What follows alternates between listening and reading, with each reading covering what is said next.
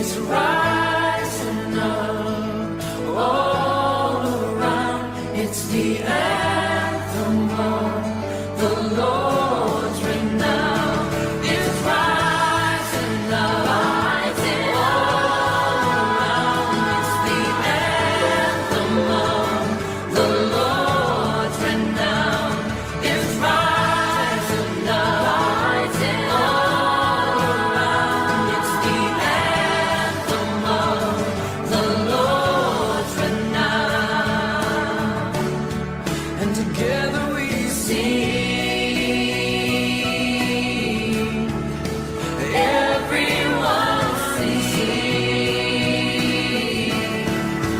Holy is the Lord God Almighty.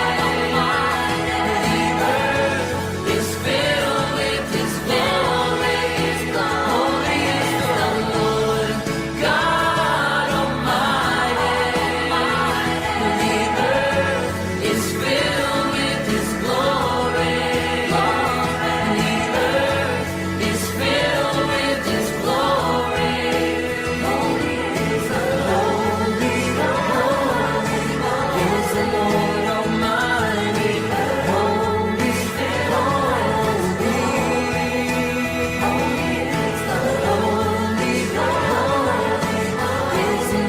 Almighty.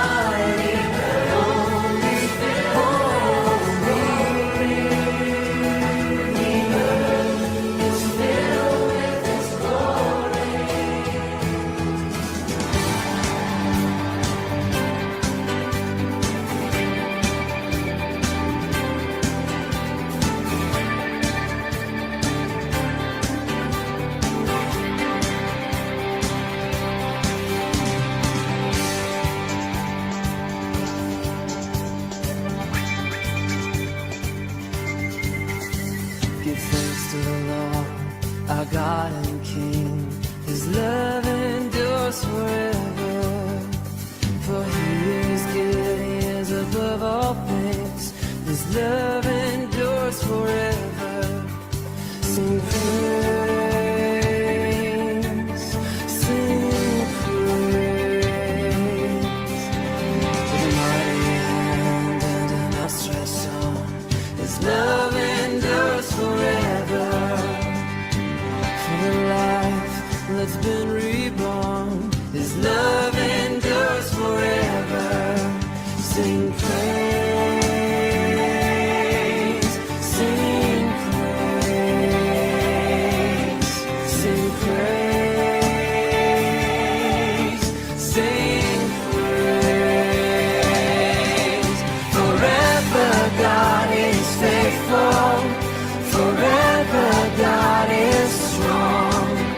Forever God is with us. Forever and ever.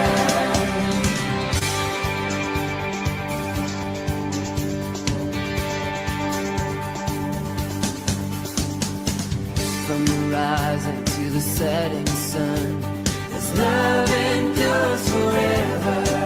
And by the grace of God we will carry on. His love endures forever. Sing praise, sing praise, sing praise.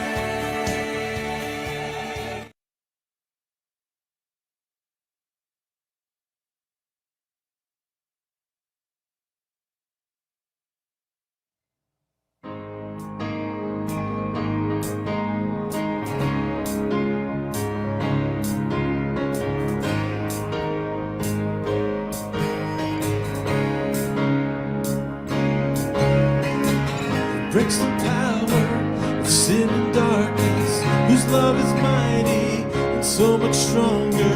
The King of glory, the King above all kings,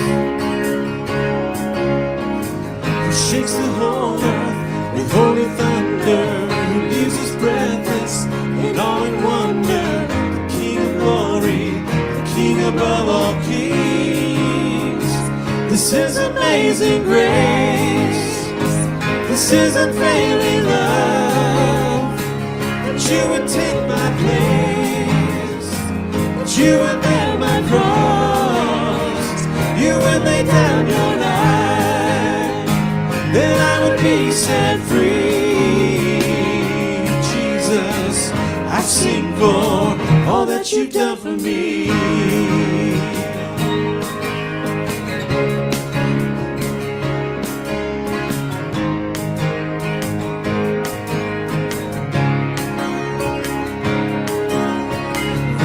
The chaos that gives you order, who makes the orphans a son and daughter, the King of glory, the King above all kings, who rules the nations with truth and justice, shines like the sun in all its brilliance, the King of glory, the King above all kings.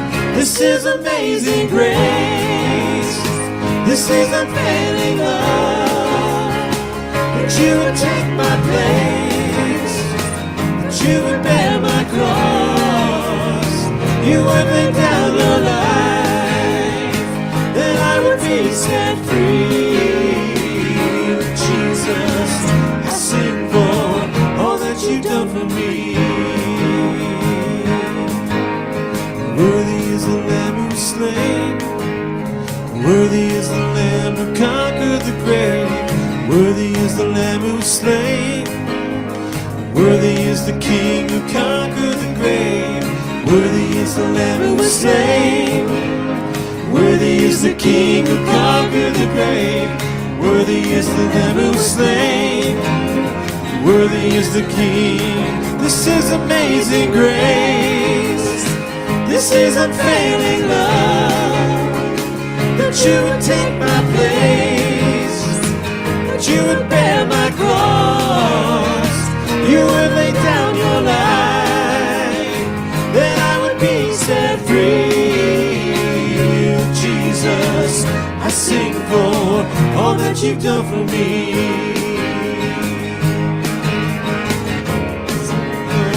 All that you've done for me. Sing that again.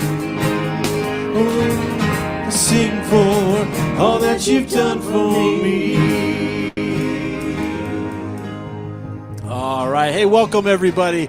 Listen, there's new faces up here. It's a new day. It's a new thing happening right now. Now we're here partly because our buddy, our pal, the one and the only Mike Patterson had some surgery this week. And so they needed somebody that had two eyes, and my eyes aren't all that great, but at least I got two eyes right now. So, hey, Mike, we're praying for your recovery. We've been praying for you, and so grateful for you and all that you do. So today you get to sit back and you get to relax, and you get to let us lead you and your family in worship. So welcome everybody else. Sorry, I was just talking to Mike for just a second there, but now I want to talk to everybody. We're glad that you've taken time to join us. You're scrolling through the dial and you landed on this for a little while, and we want to invite you wherever you are. If you're in your living room, you're in your kitchen, you're in your bedroom, you're in a car, you're someplace else. I don't know where you might be. You're listening on headphones, you're listening on a big speaker, you're watching on your phone. Doesn't matter. Let's take the next few moments together and let's celebrate that amazing grace that God offers to all of us. You know, that's exactly what we're gathered here to do, is to celebrate him, to lift up the name of Jesus. So here's what we want to ask you to do. There's one reason, we just sang about it, God's amazing grace. That's why we have to worship him. But I'm sure you've got a reason, your own reason, why you want to worship God today. Maybe something great has happened in your life this last week, and you just want to say thank you, God. You want to worship him for that. You've got your reason. I've got my reason. Dave's got his. Marcy, Bill, we all have our own reasons. Here's what we want. We want to hear from you. In the next couple minutes as we sing this song, just put up on the chat right now, what is it that you want to praise God for? What is it that you're grateful for today? Just type it in, share it with everybody so we can all celebrate together. The Bible says that we celebrate together, we mourn together, we walk through life together, and we're glad that you've been a part of this together here today. So let's gather and celebrate and lift up our reasons. Probably maybe like 10,000 reasons why we have to worship him. Let's sing it together today. Oh, my soul, oh, my soul, worship his holy name.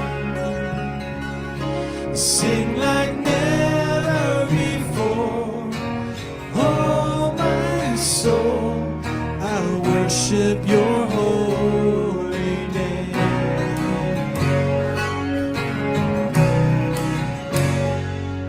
The sun comes up, it's a new day dawning. It's time to sing your song again. Whatever may pass and whatever lies before me, let me be singing when the evening comes. Bless the Lord, oh my soul, oh my soul, worship his holy name. Sing like never before, oh my soul, worship his holy name.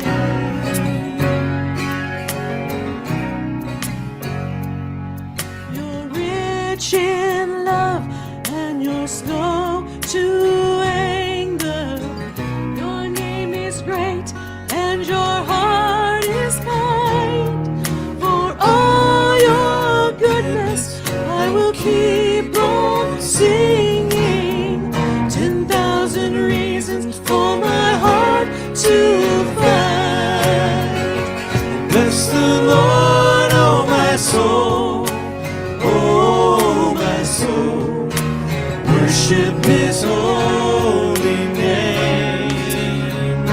Sing like never before, oh my soul, worship your holy name.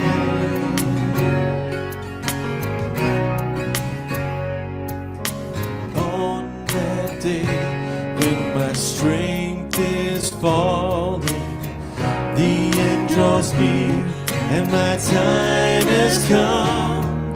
Still my soul will sing your praise unending.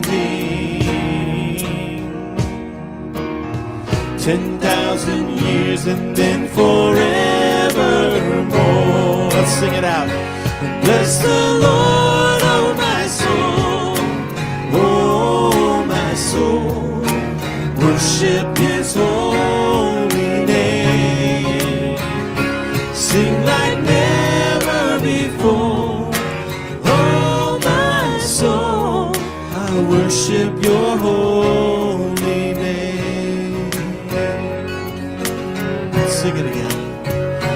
Bless the Lord, oh my soul, oh my soul, worship his holy name. Sing like never before, oh my soul, worship your holy name.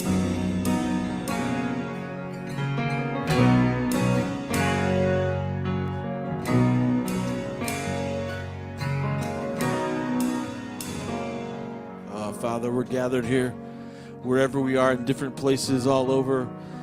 And our hope today is that what you would see in us and what you would hear from us today would be hearts just overflowing with gratitude for who you are.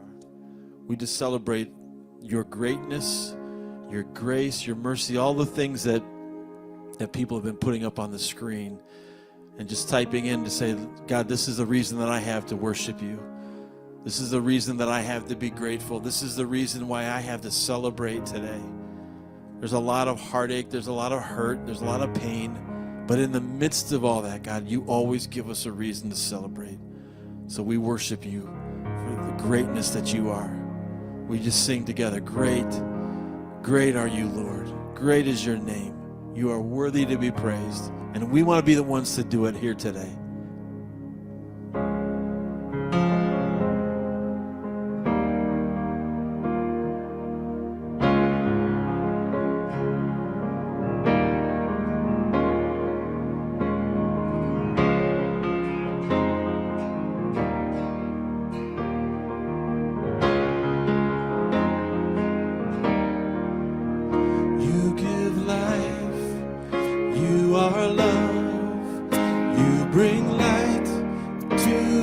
Darkness, you give hope. You restore every heart that is broken. Great are you, Lord. It's your breath in our lungs, so we pour out our praise, pour out our praise. It's your breath in our lungs, so we pour out our praise to you only.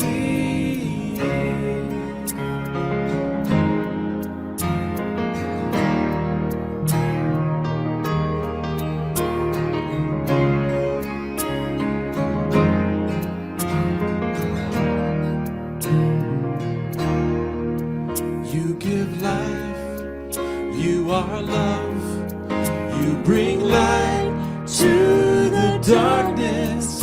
You give hope, you restore every heart that is broken.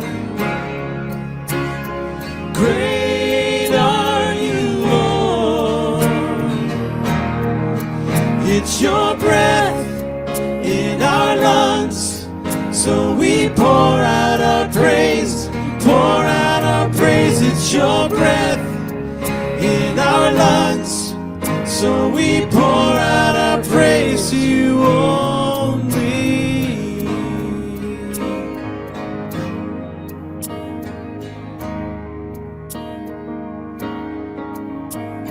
And all the earth will shout your praise. Our hearts will cry, these bones will sing.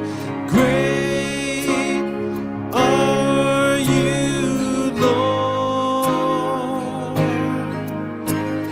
And all the earth will shout your praise. Our hearts will cry, these bones will sing. Great are you, Lord. Let's sing that out, all the earth. And all the earth will shout your praise. Our hearts will cry, these bones will sing. Great are you, Lord. 'Cause it's your breath in our lungs, so we pour out our praise, pour out our praise. It's your breath in our lungs, so we pour out our praise, pour out our praise. It's your breath in our lungs, so we pour out our praise, we pour out our praise. It's your breath in our lungs, so we pour out our praise to you only.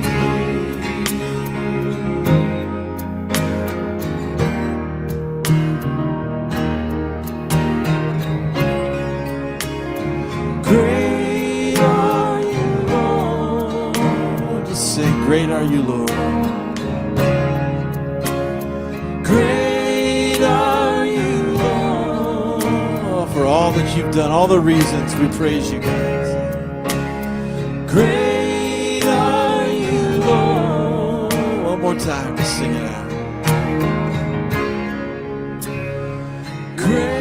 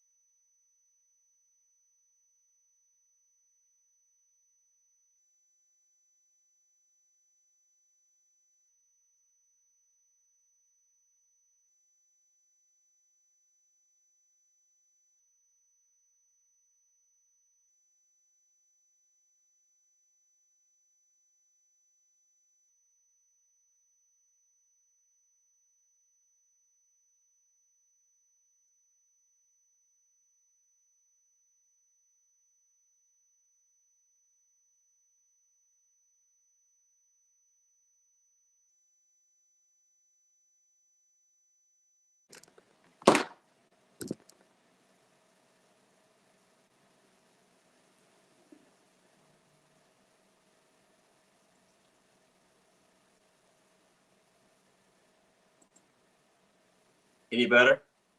Let me know. Sorry. Anything yet? Let me know. Just put it up in the chat here if you can hear me. Give me a thumbs up real quick. I know it takes a second. We got sound, no sound. Sound, no sound. Let me know. Here it comes. I think I hear it. Yeah, there's something wrong with the with that connection. So hopefully you can still hear this. I know maybe a little bit echoey right now, but I'm trying to go. All right, let me rewind real quick. So welcome everybody. And what I was saying was, and I want to make sure that I don't miss this, is because today I saw somebody hop online here. Miss Marge Klesley, it's your birthday. Happy birthday, Marge. Everybody give her a happy birthday in the comments. We're glad that you are here. We're glad that everybody's here to take a few moments today to talk about changing our world. But before we do that, and while you're also giving Marge some happy birthday love, I want to ask you, what are you afraid of? What are you scared of? You know, a lot of people are scared of snakes. Maybe you're scared of spiders. Put it in the chat. Let me know what you're afraid of. Some people are afraid of the dark. Maybe you're afraid of heights. Anybody afraid of those things? Or afraid of going out. I don't know. There's all kinds of crazy things. Afraid of germs. You don't want to touch anything. Any germaphobes out there? What are you afraid of? Let us know what you're afraid of. But years ago, a friend of mine I had a friend that was afraid of clowns, hated clowns, despised clowns, got freaked out by clowns. But interestingly enough, I had another friend who collected clowns. He collected all kinds of things. They collected all kinds of figurines and pictures and posters and all kinds of memorabilia of clowns. And so if you're with me, if you're thinking like I am, of course, when you have a friend that is deathly afraid of clowns, and a friend that has a bunch of clowns, we would take friend number one, throw him into friend number two's room, lock the door and hold it shut and freak him out inside. That's how I get my thrills. But, whatever you're afraid of, and there's a lot of stuff that people are freaked out about these days. There's a lot of fear that's going on in our world today. And you might be afraid to even go outside. You might be afraid to go to the store. You might be afraid to hang around other people for very long with everything that's going on. And it's really an interesting parallel to what happened in Jesus' day. In Jesus' day, you may have heard the term. Now, we don't hear it anymore, but you may have heard about the disease of leprosy. In Jesus' day, that was a big deal. And people were terrified of leprosy. So almost as I'm preparing this and I'm thinking this through, I'm thinking like, man, leprosy, COVID, and because there's a lot of interesting parallels there to what we're going to look at today. But in Jesus' day, one of the greatest fears was leprosy. And now, again, nobody's thought about leprosy for years, except for maybe when you read a Bible story about it. But here's what leprosy is, if you're not familiar. It is something that kills the nerve endings. And so what ends up happening is you may touch something hot, you may be exposed to something, you may pick up something, and you don't even know because you don't feel it. And so it damages the body, it damages the skin. And what would happen is people's extremities would be deteriorating and even like falling off. They were just they became over time just a hideous sight to even think about. Leprosy would affect your hands and your feet and your ears and your nose, and just imagine things just rotting and just kind of falling off and falling apart. It was gross. Any of you eating breakfast right now? Pick up another donut and think about leprosy and things falling off. But beyond the physical suffering, there was another scar that happened. There was a stigma attached to that. And the reason was because people equated leprosy with deep sin. So what they thought was that if you had leprosy, it means you must have done something very, very bad to deserve it. And so because of that, not in addition to the leprosy, people would be shunned. People would stay far away from you. And you were considered religiously unclean, like hands off, stay away. And lepers were told to stay away from everybody, or to use the phrase that we're familiar with, they would socially distance from everybody else. They were told to stay away. They had to self-quarantine. They had to stay like 100 yards away from anybody else. So think about this. Put yourself in their shoes for just a second. Your body parts are rotting off. They're falling apart. In fact, they not just that, but you're considered cursed by God. People are looking at you thinking, you're cursed. You've done something wrong. God's zapping you. God's getting you. Nobody was allowed to be even close to you. They had to stay 300-400 feet away from you at all times. No wonder people were freaked out about leprosy. They didn't want to be around it. They didn't want to get it. They didn't know what it was all about. They didn't want to be ostracized from everybody else. So it was a big, big deal. Now, with that in mind, so picture that. With that in mind, here's a story for us today. And it's in the New Testament, in Mark chapter 1. And it's a story that Jesus encountered with somebody that had leprosy. And you know what? Let me just I got to fix something real quick here while we're looking. If I can do this, give me just a quick second. I don't want to leave you hanging, but I gotta fix this. The computer's going a little bit wackadoo here. But if you want to look it up, it's Mark chapter 1. We're going to start in verse 40. If you happen to have a Bible with you, you want to look. All right, hold on. Almost there. And I'll be able to show you what I want. I want to show you something in just a second. We're going to try a new part of technology here today. All right. Okay, I think I'm back. All right. So in Mark chapter 1, verse 40, listen to this. It says, a man with leprosy came to Jesus. One of these guys that is shunned, that is far from everybody else. Nobody wants to be around. He has to self-quarantine. He has to socially distance, not just for 14 days, but for the rest of his life. A man came to Jesus. Now I want you to hear that. I want you to stop right there, just verse 40. Remember, Jesus was a rabbi. He was a teacher. And rabbinical law, the law of the rabbis, was that they couldn't even go within 300 feet of a leper lest they become unclean. And then they would be rendered useless. They had to keep their distance in order to remain holy, so that there was no appearance of impropriety, no appearance that they were unclean in any way. But Jesus lets this guy come right up to him. Get that. Don't miss that. It's like you're in Walmart and somebody doesn't have a mask on and they walk right up to you. And everybody else goes the other way. And Jesus just lets this guy come right up to him. Now, he didn't have to do that because the law was that he could have walked away. He could have, in fact, he could have healed this guy from a distance, but he could have just spoken the word and not broken that 300-foot rule. But he doesn't. He lets him come right up to it. Now, listen what he says. A man with leprosy came to him and begged him on his knees, if you are willing, you can make me clean. And now get this. Filled with compassion. I want to stop there for a second. This guy with this horrific disease comes up to Jesus. And Jesus is filled with compassion. Everybody else is repulsed. Everybody else goes away. Jesus is filled with compassion. It just makes you wonder, when you see people that are maybe who everybody else wants to distance from, what's your reaction to them?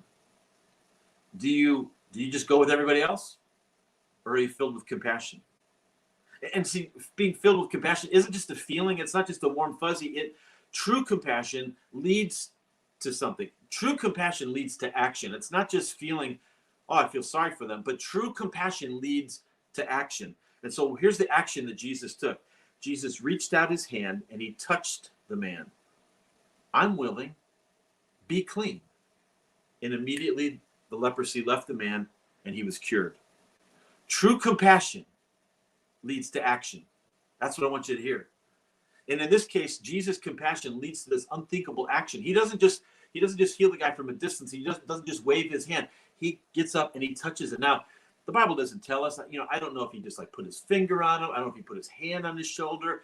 I kind of like to believe that maybe maybe Jesus got close and just like put his arm around. Maybe he fully embraced him. Maybe at least he did like a bro hug, like they just did this and he just kind of did like a chest bump together. But I gotta believe Jesus did more than just you're healed. He's extending his touch to this guy, and he shows compassion in action with this. While everybody else leans away, Jesus leans in. Oh, don't miss that. Everybody else leans back, and Jesus leans in. He demonstrates compassion in action. And not just in this one story, but this is the story of his life. This is the story of Jesus' life, going out, reaching out to anybody and everybody that is in deep need. It was his mission. He knew that. That was what his mission was. Now, a couple weeks ago, we started this series we are calling Change Your World. And the challenge is for you and I to change our world, not just to make a little difference, but to literally change our world, to be a part of a movement of changing our world. That's what God's called us to. That's what he's invited us to not just make a little difference, but to actually make the world a different place, that people talk differently, think differently, act differently, treat one another differently, use their money differently, use their downtime differently, build their marriages differently, build their businesses differently. That's what we're called to do. That's transforming the spiritual landscape of our community. And so as a church community, we've said, listen, we want to invite and extend an invitation to anybody and everybody. And as important as that is, the truth is, though, we've been saying, hey, would you share, even online, would you share this? Would you invite somebody else? Would you share this on your social media pages? Would you, even when we do that, whether we're gathering physically together or online like this, the truth of the matter is that half of the people would never even if we were meeting together physically, half of the people that are around us would never even come into a church building or dance studio or bowling alley or wherever we're meeting. They would never come in on their own. They would just walk in. Half of the people. Research has shown us this, that even if we were physically gathered together in one place, that we weren't doing this online right now, 50% of the people, wherever that place is, 50% would never even walk in the doors of that place on their own. Now think about that for just a second. Because here's what I want you to get. This is the picture I want you to imagine. I want to show you this up on the screen. I want you to take a look at this picture of that star in the center of this circle. That's our community right now. And I know there's people watching from different places, but I want you to think about your own community. So that star, if you can tell from the map, is actually at the cross section of Randall Road and Algonquin Road. Now it's not a perfect circle here, but it's roughly 5 miles in every direction. That's roughly a 5 mile radius right there from that star. And in that circle, now it's changed over the last few years here, but there are between 150, 200,000 people roughly that live in roughly that circle right there in our community. About 200,000, let's just say 200,000 people. So what that statistic means is that 100,000 of those people would never even come. It doesn't matter if we're meeting in a bowling alley. It doesn't matter if we're meeting in a dance studio. It doesn't matter if we're meeting in a renovated restaurant or a factory or a warehouse or a storefront or a home. It doesn't matter where we are. 50% of those people would never even come into that place on their own. 50%, 100,000 people who are living in that circle right there. They're living with pain. They're living with hurt. They're living with regret. They're living with guilt. They're living with all kinds of heartache. They need compassion. And they need somebody to demonstrate compassion on them and take action of compassion on them. And since so many people will not come to a church wherever we are, especially now that we're not even in a building, we have to go to them. We have to go to them. Jesus was on a mission to reach out to people who were far from him, people who were far from God, so that for us to change our world, we have to be on mission too. We need to see ourselves as as missionaries. Now, I'm going to come back to that picture in just a second. But, oh man, I'm really having trouble with this. All right. Okay. So just hold that picture in your mind for just a second. Now, when I was growing up, if you grew up in the church, I grew up in the church, and missionaries were kind of like this special class of people. You know, they were like the spiritual elite. They were like the Navy SEALs of the church, were like special ops. You know, these are people that in my mind, growing up, you'd always figured missionaries were people that went to these far off lands, and they spoke far off languages, and they dressed in different clothes, and they ate different food, and they got accustomed to different customs, and then they would come back and they would show us these boring slideshows. That's what missionaries were, but it kind of held them up like a missionary. Like this is somebody that was like super spiritual, that like really was close to God, like they were, again, special ops, special forces. And that's the way I kind of looked at them.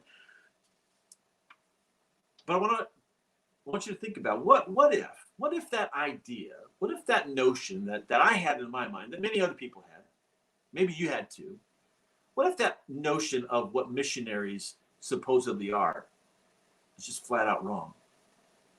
What if it's just flat out wrong? And what if instead every single Christ follower was actually called to be a missionary? What if? Now, I don't mean that everybody that's a Christian, everybody that's a Christ follower has to move to some far off land, or they have to learn some other language, or they have to dress in some other clothes, or they have to pick up some other customs, or they have to put together a bad slideshow. That's not what I mean. I mean, what if we understood our lives like we were on mission? We're on a mission field, wherever you are right now. Just from your home, from your living room, wherever you're watching or listening right now, just imagine a 5-mile radius from that place. And what if God called you to be a missionary in that place? See, it's widely accepted by most people that it's perfectly okay to come in here when we're gathering together, that we gather in a place, you kind of check that box, you go to church on the weekends, you sit in a chair, you kind of watch what's going on, and even now you're just sitting back and you're watching, eating popcorn, and you're watching the worship, and maybe you're participating, maybe you're not, maybe you're just kind of watching, and you enjoy this time, and you gather a little bit, and then you click off, or you go home and you go about the rest of your week, and you don't think about it again until you do it again the next week. That's accepted. That's just common practice. People do that all the time, even here online. And then they just come back and they jump online the next week and they do the same thing over and over again. And it's become acceptable for most people just to gather together in a church or as a church and then forget it the rest of the week. But if being a Christ follower starts and ends with this gathering that we're doing right now, then I'm afraid that we've missed it. We've missed the whole bigger picture of who we're called to be. Now listen, somebody's already said it. I miss meeting with you guys too. I desperately want to meet together, and I want to figure out what our next steps are with you. And I'm just as frustrated about the condition of things. And I have questions too, and I know that we'll get there. But as much as I look forward to that, in our gathering is important. But I want you to hear me. Gathering is not, and it never has been, the goal.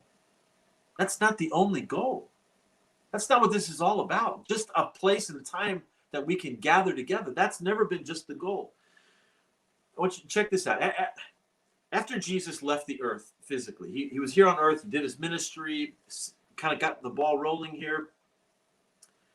You know what his followers did? Listen to what it says in book of Acts, chapter 2. It says, on the day of Pentecost, all the believers were meeting together in one place. They were all gathered in one place, same time, same place, one area, the city of Jerusalem. But watch what happens. And I want to see if you pick up on another interesting parallel of 2020 and 2021 of where we are today.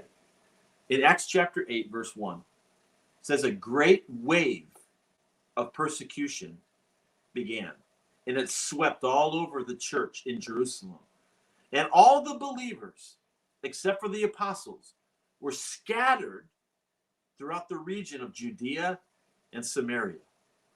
So this movement that began in Pentecost, that began with the words and the Spirit of God coming to rest on and igniting a fire in this band of believers. This movement goes from being gathered to being scattered. Sound familiar? Can you draw any parallel to, I don't know, any era in time that you can think of right now? We used to gather, now we're scattered. Now, a lot of people looked at that as it's the worst thing that could ever happen for Christianity. Great. We're all gathered together, and now because of the persecution, we all got to run and hide. We got to go all over the place. And they thought that was the worst thing that best thing that could ever happen. It changed history. It changed their world. It transformed the spiritual landscape of the community. Because here's what happened. When those first Christ followers were gathered together, statistically, they were 17 thousandths of 1%. 17 thousandths of 1% of the entire population of the Roman Empire. That's what they were when they were gathered together. Then they scattered. And over the next, now 300 years, that was a long time. It took a long time for this to happen. When they get scattered, and they kept scattering, and they kept scattering, and they kept scattering, until the Christ followers became 56% of the population. And it took about 300 years for that. But that's what happened as they continued to scatter. They had grown from 120 people on the day that Christ died to almost 34 million people in just 3 centuries. They gathered and then they scattered. And when they scattered, they brought hope. They brought hope and they brought compassion. The compassion of Jesus to a hurting world. So let me just say this again. 50% of the mask-covered world that we live in right now, 50% of the people that we run into this next week, 50% of your friends at school, 50% of your coworkers, 50% of your neighbors, 50% of your extended family will never join the gathering on their own. So we need to go to them. We need to be missionaries to them.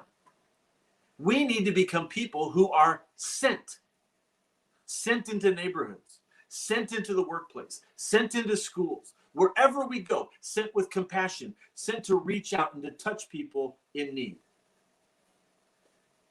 And I realize as I'm talking, and I've been talking for a few minutes here, that some of you have already checked out, and some people aren't even going to hear this. This is going right over their head. They're not even paying attention anymore. But I want you to think about this. Those of you that are still with me, I want you to think about this. What if every single one of us that's online right now, sitting on your couch, sitting at your table, sitting in your comfy chair, wherever you are, what if every single one of us right now walked away from this time that we're sharing together intent on sharing compassion wherever our lives take us this next week, into this mask-covered world, looking for ways to share hope, looking for ways to add value into people's lives. Several years ago in Kenya, there was an uprising, a civil war that was taking place, and the government was cracking down. And there was all kinds of violence that was happening in the streets. The government was cracking down and violent uprisings were happening of the government attacking and oppressing the people in the streets. And they were trying to suppress, they were trying to hide the truth. They didn't want anybody to know about this. And so they tried to keep it under wraps. And so some tech savvy people got together, and this is still several years ago, but they developed this website, and they used a map of Kenya. And wherever people went, wherever there was violence against people, whenever it got reported back to them that somehow through the grapevine, word got back that violence had happened in a particular neighborhood or in a particular section, they would put a red dot right where that is. And then another net message would come in, and they put another red dot. And then another thing of oppression would happen. And they put another red dot. And more stories would come in of somebody hurting, somebody being violently attacked, and the government crushing down on them. Red dot, red dot, red dot, everywhere that they went. And pretty soon people knew exactly what was happening. They had the lay of the land. They were like, oh, they know now what's going on. What the government was trying to keep quiet and trying to stop and trying to suppress. And this website that demonstrated all this was called Ushahidi, which in Swahili means testimony. It means testimony. This is our testimony. Now, later on, that same strategy was used in the country of Liberia and to deal with some of the transformation that was going on there. All right, now, the reason I tell you that is I want you to go back to this mental map again, okay? I want you to go back to this picture of this map of your region, of our region. This is just ours right now. Now, this 5-mile radius from Randall Road and Algonquin Road, all right? You can picture it in your mind. You got Jewel, you got the home store, you got Walgreens, you got gas station, you got Home Depot, you got all those things on that corner there. Now, what if we put a dot on that map anywhere that we saw somebody, that we learned of somebody that, and it represented somebody's personal struggle that they were going through, that they were going through heartache, that they were going through pain, that they were going through physical, relational, financial, spiritual forms of leprosy, so to speak. You know, so think about all these people. Think about the single moms that are there, that are desperate and feeling alone, and they're out of options, and they're at the end of their rope. Think about the guy that's doing okay in his job, but his marriage has fallen apart, and his kids won't speak to him, and he's frustrated, and he's isolated, and he's lonely. Think about the woman, one of those red dots, who has gone from sexual partner to try to find fulfillment, to try to find happiness, to try to find meaning and hope. And she wakes up. She's waking up this morning while we're here online. She's waking up and she's hungover from the night before. She's suffering from the lie that it really was all about last night, and was looking forward to the weekend. Think about every single one of those dots that are all around us.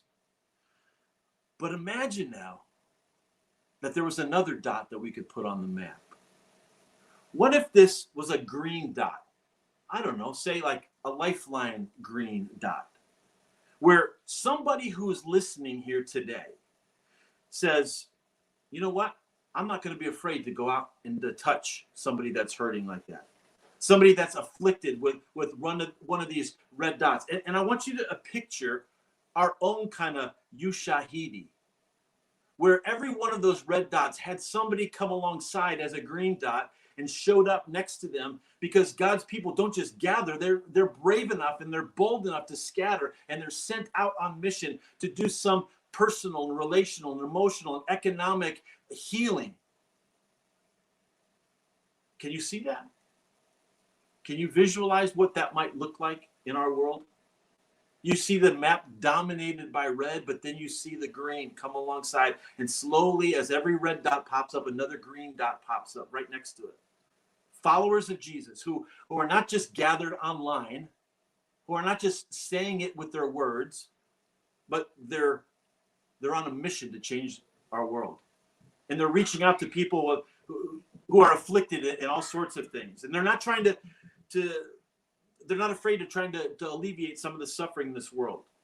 So we say, well, sure, we're going to gather together. And this is great that we gather, whether we're here online or we gather physically together. But the question is, will we scatter like this? Will we scatter like these dots all over the map?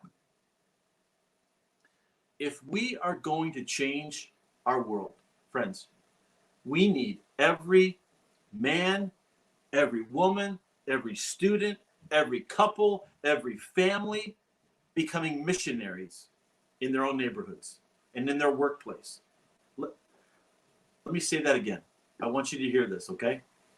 I want you to make sure that you hear this. If we are going to change our world, we need every man, we need every woman, we need every student, we need every family to be missionaries in their neighborhood. You've got red dots all around your house right now.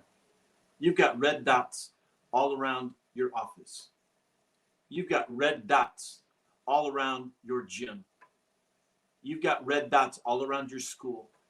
They're there. What if every one of us took seriously the mission and the call, not just to gather, but to scatter? That's how we change our world. We need to be, every single one of us, not just to do something, but to be something. We need to be sent. We need to be on mission.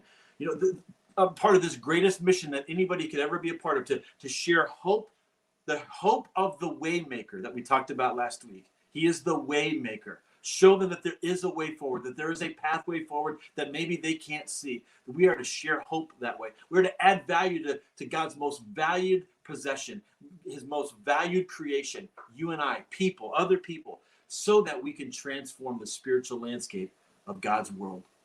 We need men and women and students and kids who will say, we don't just gather, we scatter.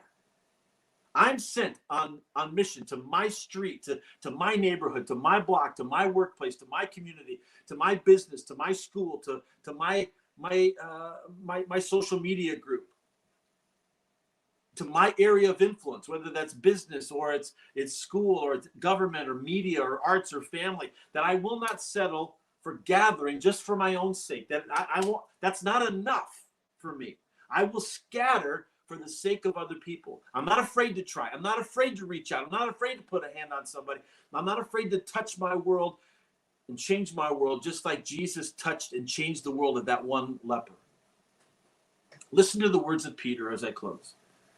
Peter says in 1 Peter chapter 2, you are the ones chosen by God, chosen for the high calling of the priestly work, chosen to be a holy people, God's instrument to do his work and to speak for him, to tell others of the night and day difference that he made for you. From nothing to something, from rejected to accepted. Friends, this world is not your home, so don't make yourself cozy in it. Don't indulge your own ego at the expense of your soul. Live an exemplary life among the natives so that your action will refute their prejudices. Then they'll be won over to God's side and be there to join in the celebration as he arrives. And this, friends, this was not written to Christian professionals. This was not written to pastors. This was written to every believer. This is a message for every believer, not just the committed, highly committed few who go across the world. This was written to everyone who says, I'm a follower of Jesus, to live a life that will refute whatever preconceived ideas and negative thinking people have about what it means to be a Christian, so that, and just be able to rest in the promise that this world will be transformed. This world will be changed. And to join in this gathering of all the believers as we celebrate God's arrival. That's why we started this church. That's why we started Lifeline. That's why this mission is more relevant today than when we even started. That the fact that we're not currently physically gathered together, this mission is even more critical now. It hasn't stopped. It hasn't slowed down. In fact, the heat needs to get turned up. We've been called to scatter. We are on mission to change our world. For the 80% of the people that live within a 5-mile radius who aren't currently connected to the hope of Jesus. Jesus' mission, our mission, is about bringing all that we have and all that we are, bringing it all to bear on sharing hope and adding value to as many as we possibly can. We shouldn't be defeated or discouraged that we aren't meeting together. It's a minor inconvenience for a period of time. The doors of opportunity are still wide open. And you should know that the best is yet to come. And it calls us on a mission of gathering and then scattering. Every man, every woman, every student, every kid on mission together to change our world. So, as we close our time here today, we're going to have a time of communion in just a second. But I want, before we do this, so if you've got the elements, if you've got some bread, and you've got some juice or some wine or something that you want to use to represent the body and the blood of Christ, I want you to get those ready. But here's what I want you to do before you do that, before you go down this path, and we celebrate together. During this next song, this very last song, we're going to close with one last song. And as we invite you to take the bread and the cup wherever you are, before you do that, I want to challenge you to commit to being sent, okay? I want to challenge you to commit to being sent, to be a blessing to this world. And what I'm asking is that you would today, on this day, commit together to being sent into your neighborhood, into your world, whatever that, however you define that world. You want to do a 5-mile radius around your house? You want to think about your workplace? You want to think about your school? You want to think about your neighborhood? Where is God calling you? Where you say, send me, God. I'm going to go. I'm not afraid. I want you to get specific as you can, but I want you to do something else. I want you to maybe be mindful that here's what I want to ask you to do. I want you to not only think about it, but I want you to put it in the comments during this next song, okay? As this song is going in just a second, I want to play a short video and I want you to think about it and say, God, where is it that you're calling me to? Where are the red dots around me that you want me to go scatter and to be around them? And it may be to single moms. It may be to your workout partners. It may be to your business group. It may be to school peers. It may be to a Facebook group that you're a part of. It may be to some group that you have an affinity with, single moms or teachers or first responders or a neighborhood group. But I want you to ask God, who in my life right now, show me those red dots around me. Who have you called? What makes you filled with compassion so much that you're ready to take action? Say, God, who is it in my life that you're calling me to go change their world? All right? And we want to pray for you. So I want, during this song, I want to ask you to put it up in the comments. Now, if it's somebody's name, you don't have to put their name up there. If it's something that's going to break a confidence or make, but I want you to at least say, I know who that is. If you can't be specific, just say, I know who it is. And this is the mission group that I'm called to. This is where God is calling me. This is the people of my life. Well, I want to invite you to do that as we share. So prepare your hearts in this next. We'll show a video, and we're going to do the song, and we share a time of communion together, okay?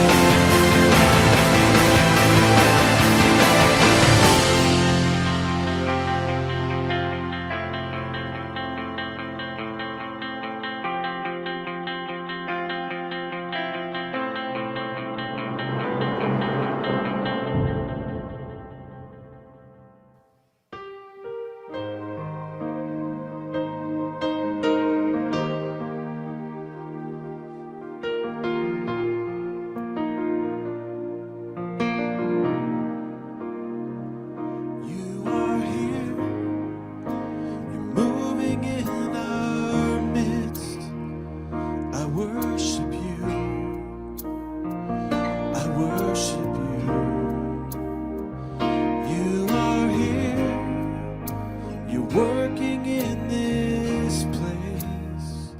I worship you. I worship you. You are here. You're moving in our midst. I worship you. I worship you. You are here. You're working in this place. I worship you. I worship you.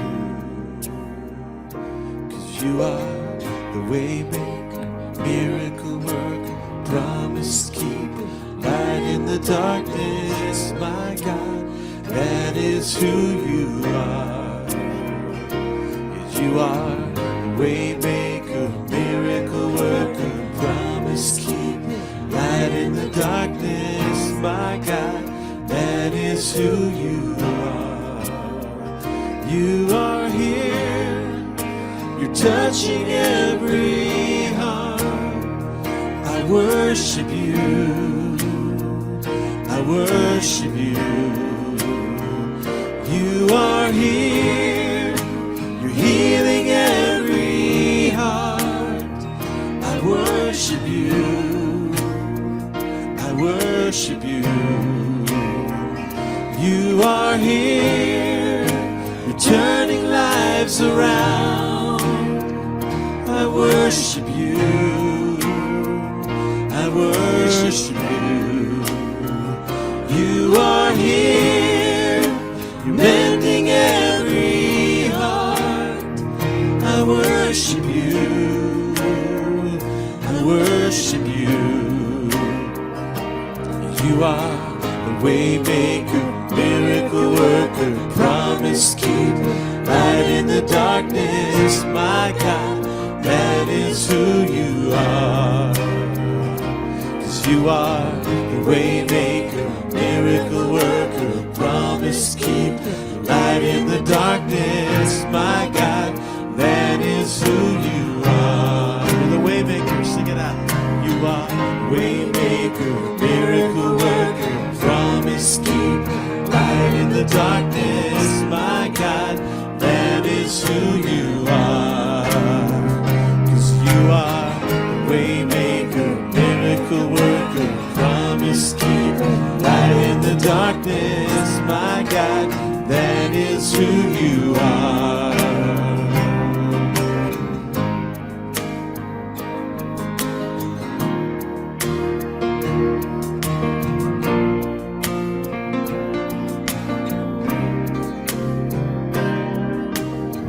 And even when I don't see it, you're working. And even when I don't feel that you're working, my God, that is who you are.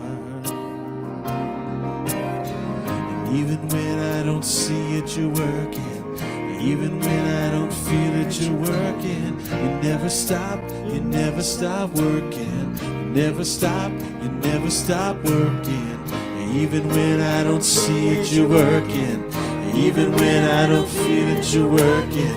You never stop working. You never stop working. You're here, healing in our midst. I worship you. I worship you. You are here. You're working in this place. I worship you. Tell me, you're the way maker, sing it out. 'Cause you are the way maker, miracle worker, promise keeper, light in the darkness, my God, that is who you are. Oh, you are the way maker, miracle worker, promise keeper, light in the darkness, my God, that is who you are. That is who you are. That is who you are. That is who you are. That is who you are. That is who you are. That is who you are. That is who you are. that is who you are. 'Cause you are the waymaker, miracle worker, promise keeper, light in the darkness, my God, that is who you are. He's the waymaker, the waymaker, miracle worker, promise keeper, light in the darkness, my God, that is who you are.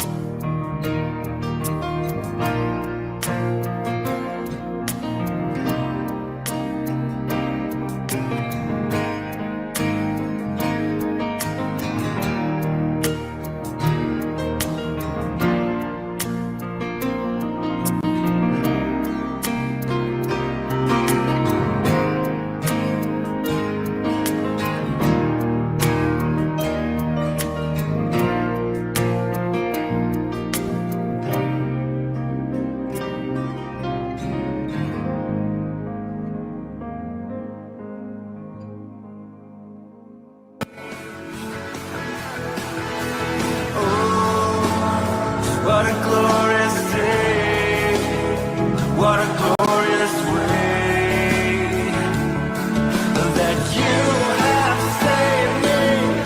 And oh, what a glorious day, what a glorious way. Yeah, yeah, yeah, yeah, yeah. And oh, what a glorious day, what a glorious way that you have saved me. And oh, what a glorious day, what a glorious way. Yeah, yeah, yeah, yeah. Oh, happy day, happy day. You washed my sin away. Oh, happy day, happy day. I'll never be the same. Oh, happy day, happy day. And you wash my sin away. Oh, happy day, happy day. I'll never be the same. Forever I am changed. You wash my sin away. Oh, what a happy day.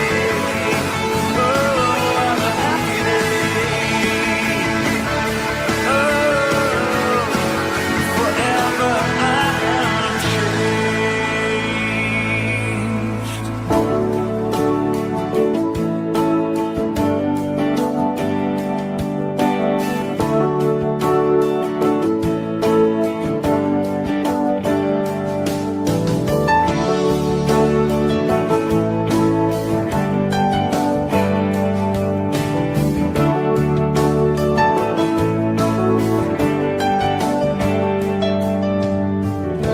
You are my strength when I am weak. You are the treasure that I seek. You are my all in all. Seeking you as a precious jewel, Lord, to give up I'd be a fool. You are my all in all. Taking my sin, my cross, my shame, rising again, I bless your name. You are my all